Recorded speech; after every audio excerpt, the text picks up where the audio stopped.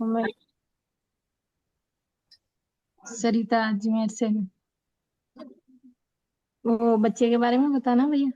हम्म। उसको निमोनिया हो गया था। 16 महीने का बच्चा है मेरा।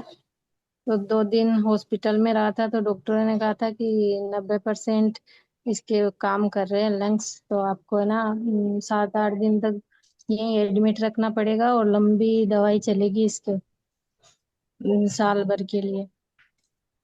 फिर 2 दिन वहां रखा था, तो सुबह उसके और लगती थी ड्रिप। तब से ये रोता था सुबह 10:30 से लेके शाम को 6 बजे तक। शाम को 6 बजे छुट्टी देते थे वो रात को घर लाने के लिए।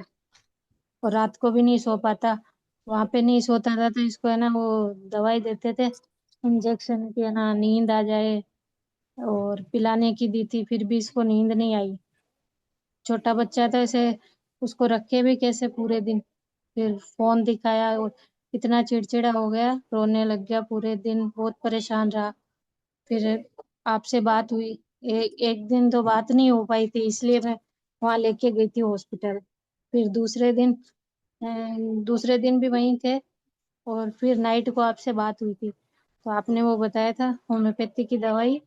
और लहसुन, 1 कली लहसुन को जला के और शहद के साथ लेना है उसको, तो वो दिया था सुबह शाम इसको। और वो लहसुन वाली वो मैंने 21 कली ली थी उसकी, वो गले में पहनाई थी माला बना के। और होम्योपैथी की दवा में आपने दिया था एकोनाइट और वो जस्टिसिया 30। एकोनाइट तो मेरे के पास वो 200 वाली थी, जो आपने पहले प्रेगनेंसी टाइम में दी थी मेरे को, वो वाली। तो वो दोनों दवाइयां मैं दिन में 4 बार देती थी इसको, 2-2 बूंद। और भाप भी दिलाती थी भैया इसको, अजवाइन और मेथी को पानी उबाल के, और वो उसमें जो भाप दिलाने वाली मशीन आती है ना, उसमें डाल के, और दिन में 4 बार भाप दिलाती थी। और नमक को गरम करके फिर इसकी छाती तपाती। और फिर आपने वो बताया था तेल बनाना, सरसों का तेल, जिसमें अजवाइन और वो लहसुन डाल के पकाना। तो वो वाले तेल की दिन में 4 बार मालिश करती थी, तो उससे ही मतलब 7-8 दिन में पूरा ठीक हो गया। और बाद में भी आपने बोला कि भाई चालू रखना है इसकी, तो 1 हफ्ते तक चालू रख के अब बंद कर दिया, बिल्कुल ठीक है। बहुत बढ़िया है। मतलब 2 दिन बहुत, वो वहां पे तो इसकी हालत देख के भैया बहुत डर लग रहा था। आपसे बात हुई तब भी जाके ऐसा हुआ कि भैया आपने बोला कि डरो मत बस। नहीं बाकी ऐसे सांस ऐसे उखड़ने लग गई बिल्कुल ही, ना नींद आती थी इसको रात में ना दिन में। धन्यवाद भैया, आपका जितना धन्यवाद करूँ उतना कम है। जी बहुत बहुत। इसका होना भी आपका ही वो सह जाता है आपको ही, कि भैया 10 साल बाद में हुआ था शादी के। और अभी भी जब बीमार होता है तो भी आपको ही फोन करती हूँ, पर वो बात नहीं हो पाई थी उस टाइम, तो मेरे को ले जाना ही पड़ा, अचानक से तबीयत खराब हो गई थी इसलिए। चलो कोई बात थैंक यू, बहुत धन्यवाद। नहीं। आप सभी मेरे जैसे ही बन जाओ, ठीक है, ज्यादा से ज्यादा परिवारों की रक्षा हो। ठीक है।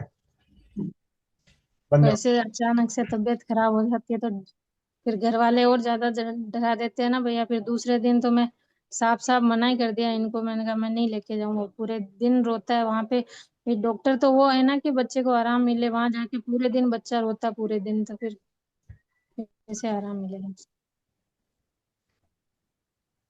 फिर आपने ही बोला था कि भाई ड्रिप से और ज्यादा ठंडक होती है बच्चे के, इसलिए वो फिर बंद करवा।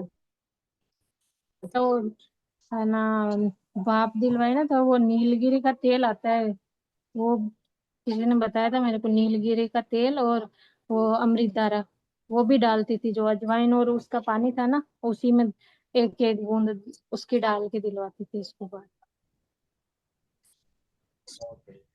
इस सर्दी में ना अभी जैसे मैजिकल बाम बना के रख लेना। उसमें नीलगिरी का हम्म। तेल, जायफल का तेल, इलायची का तेल, अमृत धारा, हम्म।